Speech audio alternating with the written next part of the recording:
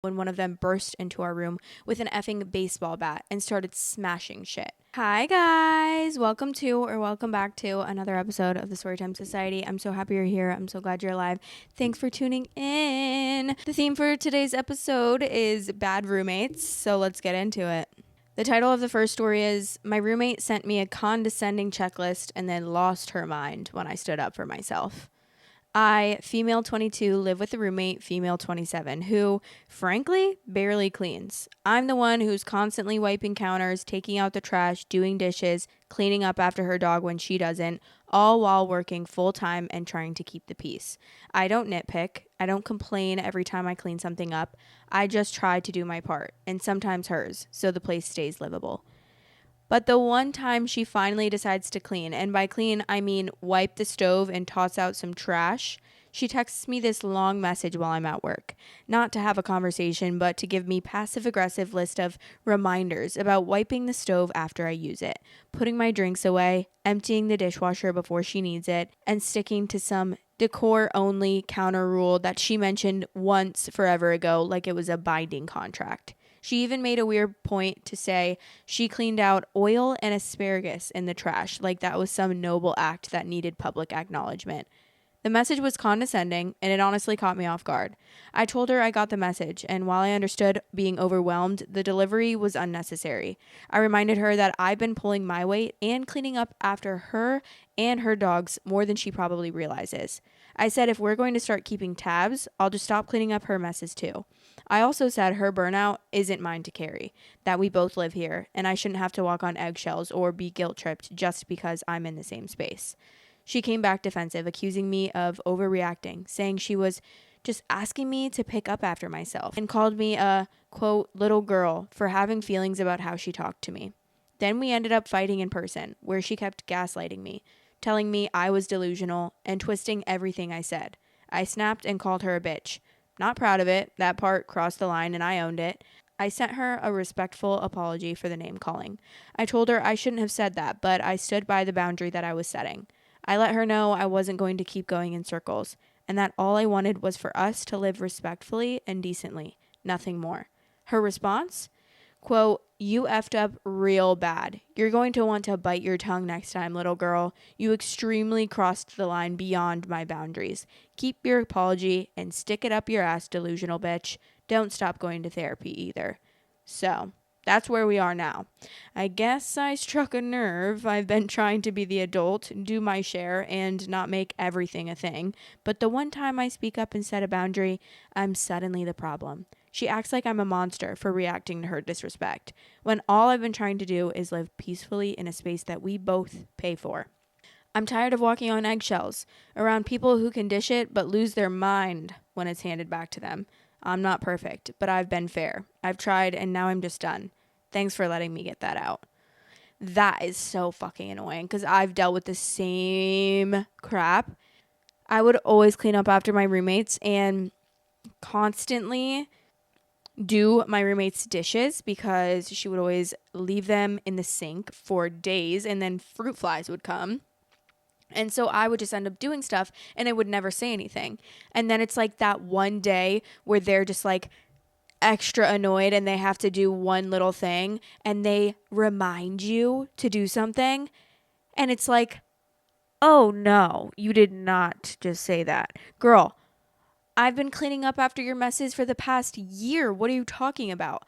I would literally lose my mind. I'd be like, I literally would go Batman mode and pick up after all of this stuff and not say a word and just be like, oh, it's fine, whatever. I'm cleaning up and I want it to be clean, so whatever.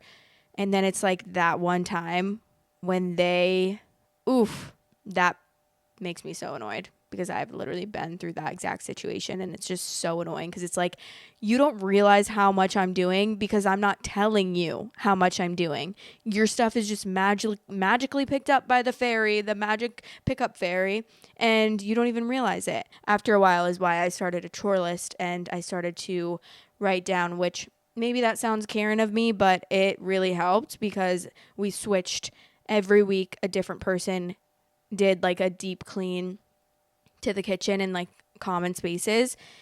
And that was like the only way to make sure that everyone was contributing equally. Otherwise, it would just be me, like me cleaning constantly.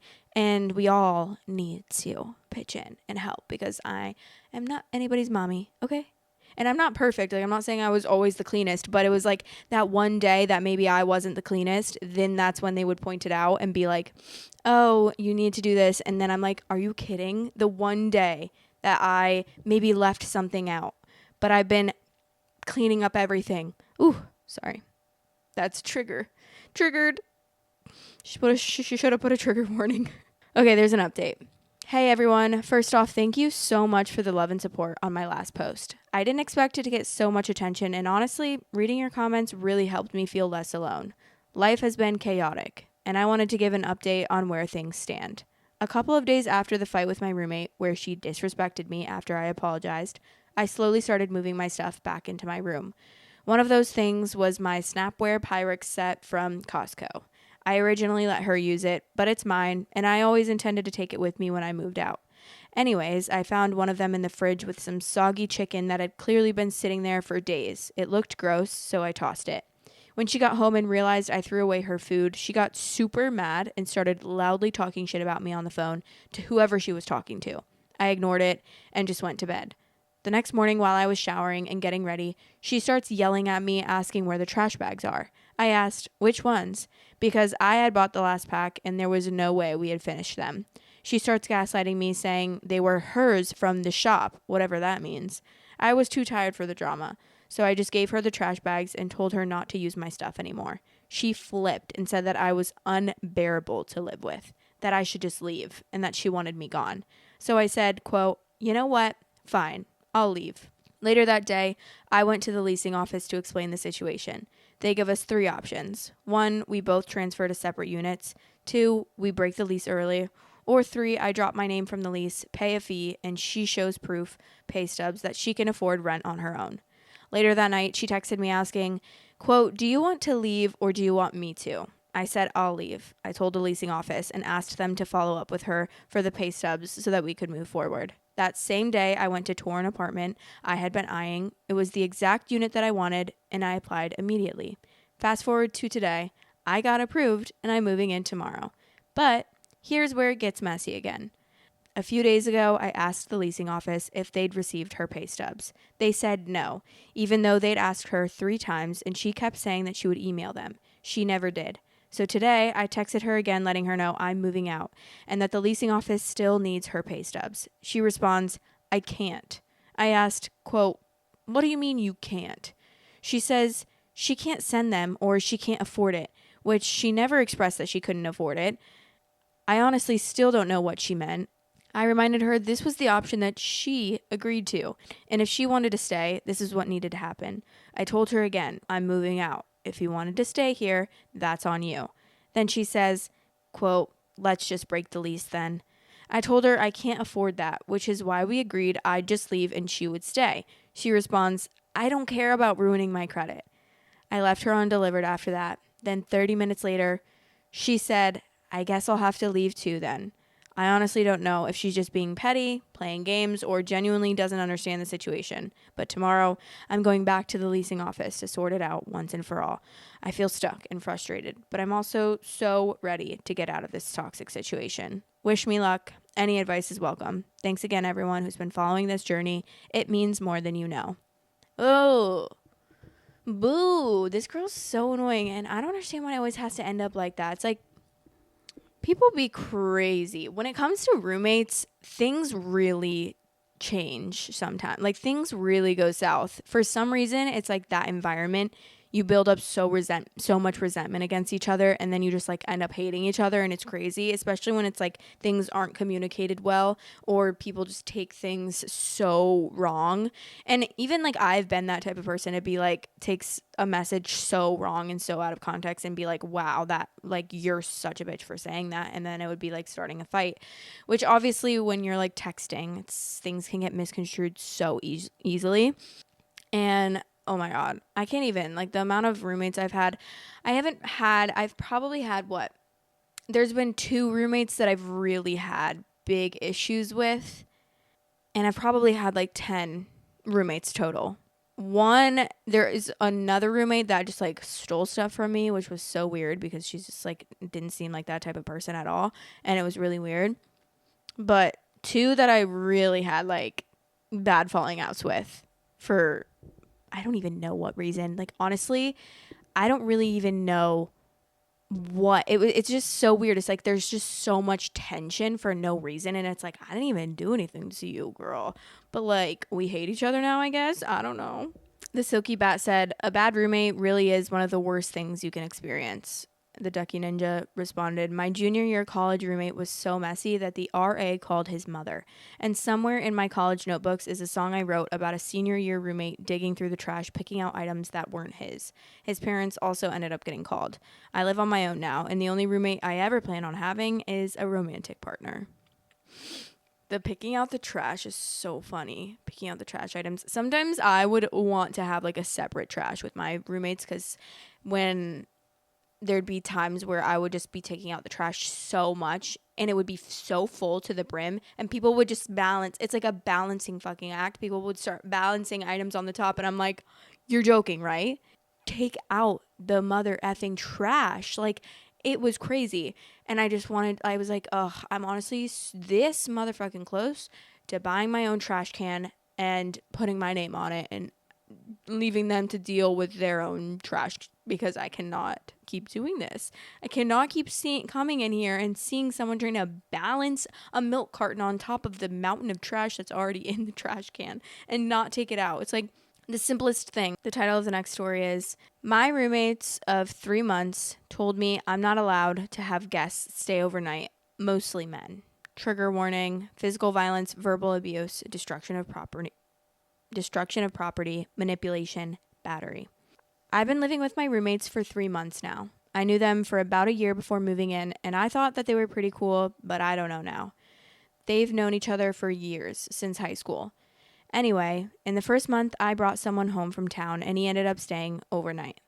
One of my roommates saw him leave in the morning and told the other one, and they kind of gave me shit for a while, but eventually they got over it, or so I thought. The next time I had a girl, stay over the night, we watched movies. I asked if I could have her over, and they both said that's fine, but complained afterwards that we made too much noise and that they didn't want that friend over again, night or day, because she laughed too loudly. She does, but banning someone from the house because laughing? I said fine, whatever, and we've done movies nights at her place ever since. I've recently been seeing this guy for about a month, and he stayed over 3 times since then. The first night, they thought it was a one-night stand thing and gave me shit. The second night, they seemed annoyed, and one said we had been using the bathroom too much. His room is right next to it. I didn't think we had, but I said okay. But they didn't say I couldn't bring him over again. The third night, they told me that he wasn't allowed over again because it was their space and he used the bathroom too much and they could hear us having sex all night. We did once, and it was in the morning, so I don't really know what they were hearing. Also, he only used the bathroom once, and I told him to be really quiet, and he was. But they said they don't want me bringing people home anymore, and that I can go to the person's house if I'm going to keep doing it. I can get if it was for safety, like if I was bringing random guys into the house, but for friends and a guy I've been seeing, there's another flatmate who is a girl who's always at her boyfriend's, but she was there one night and said she didn't hear anything, and she's right next to my room. So I think they might be making shit up. They bring guys over and play Xbox till like 3 in the morning, and their friends pass out on the couch. I'm getting pretty annoyed with all the hypocrisy. I would move, but I can't afford to move out right now / live on my own, but are they being reasonable? Am I being a bad roommate? I was way worse with my other flat. I brought home guys all the time, and no one ever complained. How can I go about making them okay with me having people over? Or do I just have to deal with it? If they're having people over, and then you can have people over too. That's just that. If the rule is that no one's allowed to have people over, that sucks, but it needs to be with everyone. Because why are you going to tell me when we both pay to live here that I can't have people over, but you're having people over till 3 in the morning playing Xbox? That's just not fair. You're just going to pick and choose. And also banning someone, I think that it's stupid. Like, I think regardless, yes, there's a certain amount of respect you need to have when you have roommates, but I would never live in a situation where we're not allowed to have guests over ever. Like, I think that is ridiculous. Maybe other people are okay with that, but like I said, it would need to be applied to everyone, not just one person. Like, oh, you're not allowed to have people over, but we can, and our friends can sleep on the couch. I didn't really care if people were over at all. Like, we never really cared. The only time that we ever really cared was when one of our roommate's boyfriends actually moved all of his stuff in and he didn't have a residence. He said he was staying on his friend's couch, but he slept at our house every single night. So he definitely wasn't staying on his friend's couch. He was staying in our friend's bedroom. And we saw him with his car packed full of his crap and bringing stuff in when he thought that we weren't going to be there to see him bringing stuff in. And we were like, girl, you moved in, so you got to pay rent. Like, if you moved in, you have to pay rent. If you're keeping a majority of your stuff here and you don't have a residence and you say you're sleeping on your friend's couch, but you've never slept on your friend's couch once because you sleep here every night. Like, it's fine if your boyfriend sleeps over every night. I honestly didn't have a problem with that as long as they have a residence to go back to. But once you're moving in and bringing your stuff over, because this is basically your residence, and also getting your mail at our house, you need to pay up, buddy. Pay up. And he did. He started paying up. But then he had to like move somewhere because he couldn't afford to pay like $200 a month for rent. I'm like, well, that's not my problem. That is not me and 3 other girls' problems to pay for your boyfriend to live with us. Some other relevant comments. You haven't really given enough info to say for sure, but I'm going to guess that it's jealousy. They just gave you shit at first because that's what guys do when they're mildly jealous sometimes. I've felt for a long time that slut shaming is often rooted in jealousy, but then you started bringing the same guy around, so they ramped it up. Obviously, they don't follow their own rules, so you don't have to either. You could tell them that you'll stop having people over when they do, but that might start a feud of some sort. I would just tell them to mind their own business. I totally understand that confrontations like this are extremely uncomfortable, but if you want any chance of getting them to stop their bullshit, you'll have to persevere. OP said, I don't think it's jealousy. We knew each other beforehand, and neither of them have ever indicated any interest like that before. Yeah, I think I'm going to keep doing it, and if they say anything, just point out that they bring people over and it's my place too.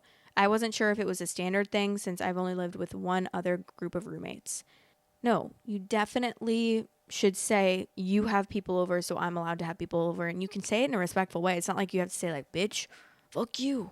I have people, like, you don't have to start a fight. You don't have to start a feud. You could just be like, well, I find that a little unfair because you guys have people over, so I am allowed to have people over. We both pay to live here, and that's that. I don't think that's rude. There's an update. It's 2 weeks later. I honestly cannot believe how quickly things escalated, and I'm sorry for not updating sooner, but I've been ridiculously stressed and busy with what happened. So following the advice posted, I continued bringing over my now boyfriend and ignoring them if they bitched about it. Things came to a huge head last weekend, and I've spent the last week dealing with the fallout. Last Saturday, he came over, and we were going to have an early night, so we could do some hiking in the morning. Roommates were drinking with their friends, playing Xbox, making loads of noise, so I went out and asked if they could keep it down. I honestly thought they were fine. Me and him were able to sleep until about 4 a.m. when one of them burst into our room with an effing baseball bat and started smashing shit. He was screaming things about how I had embarrassed him in front of his friends when I didn't have the decency to shut up, calling me a slut and a whore. I thought he was going to kill me, but my boyfriend jumped up and started trying to restrain him. The other roommate ran in and started helping my boyfriend. My boyfriend got smacked in the nose and blood was running everywhere. I was on the phone with the police by this point. They came and he was arrested. My boyfriend had to go to the hospital. Tim had broken his nose. And about $350 worth of damage was done to my belongings. The other roommate has not stopped apologizing to me nonstop about how he didn't realize that the crazy roommate was that bad. And he was just trying to back up an old friend. But he said my boyfriend is welcome anytime. Me and my boyfriend both have a restraining order against the crazy roommate, and the police came with him as he moved out all of his crap, and we got the locks changed. I'm still looking at moving out as soon as possible, and I'm staying most nights at my boyfriend's. I'm struggling to sleep because I'm sure someone is going to burst in the room. I can't believe I could misjudge someone this much. That's the most wild escalation I've ever read. That would be so crazy if that happened to me. I would be shaking in my boots. I already was like always so scared that someone was gonna, because we didn't care, like we were mostly friends the past, like I never cared if anyone brought guys home. Honestly, I was like slay queen, bring them home, and like I obviously did too when I was single.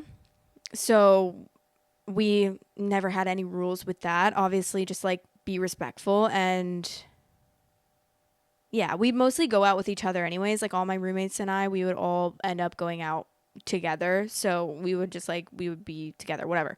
But I would always be scared that like if I wasn't going out one night and my roommates were and they brought guys home, I would be like, oh my God, one of them might be a murderer and they might just be trying to get in the house to wake up in the middle of the night and like stab everyone.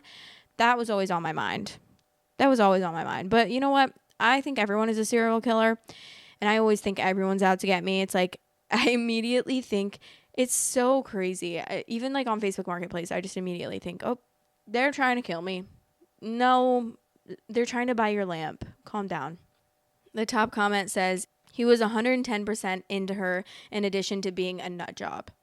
And then Faye Cat responded to that and said, reading that was terrifying because at one point I was at my high school boyfriend's house with several of our mutual friends, all playing video games, and he took me upstairs and shredded me about embarrassing him in front of his friends because one of our mutual friends had a stiff neck and I rubbed it, like literally so platonic. Guess who turned out to be jealous, abusive shit.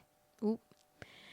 Snack Girl said, oh, one of my male friends once rubbed my neck when it was stiff, too, and my ex-boyfriend yelled at me. Should have broken up then and there, but I was 17 and didn't know red flags. That's a universal experience for sure. Not knowing red flags when you're young, like, oh, that's fine. The amount of my friends and even me that were in really unhealthy, toxic, borderline abusive relationships in high school is crazy.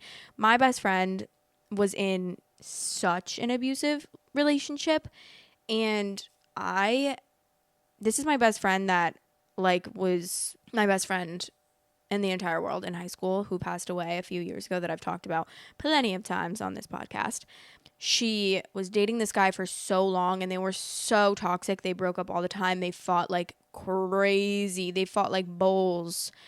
It was actually wild. And they would break up all the time and it was really, really unhealthy. And finally, like, she actually broke up with him and they like didn't talk for a while. And then she secretly went back to him after a few months and was like hanging out with him for like a month or two. And I remember I flipped out because, and I definitely shouldn't have flipped out like that, obviously, but like I felt so protective over her and she was literally like my best friend. And I just felt really betrayed because we were so close, like definite, like very almost like enmeshed. We were very, very like close. Everything we did was together. Like we knew everything about each other. And the fact that she didn't tell me that was really crazy, especially because if she would have told me, like I wouldn't have been mad. We were like drunk and we got in a huge fight one night because I saw that they had been hanging out. Actually, no, he told me at a party, he pulled me aside and was like, you know, we've been like hanging out and all of this stuff. And so I flipped out and I was like, oh my God, I can't believe you would lie to me for months and not tell me that you guys are like almost back together. And also he's literally so abusive. Like you should not be with him. Obviously, I know I didn't handle it in the right way, but I was also like 17 or 18 at the time. So I didn't handle anything in the right way when I was 17 or 18.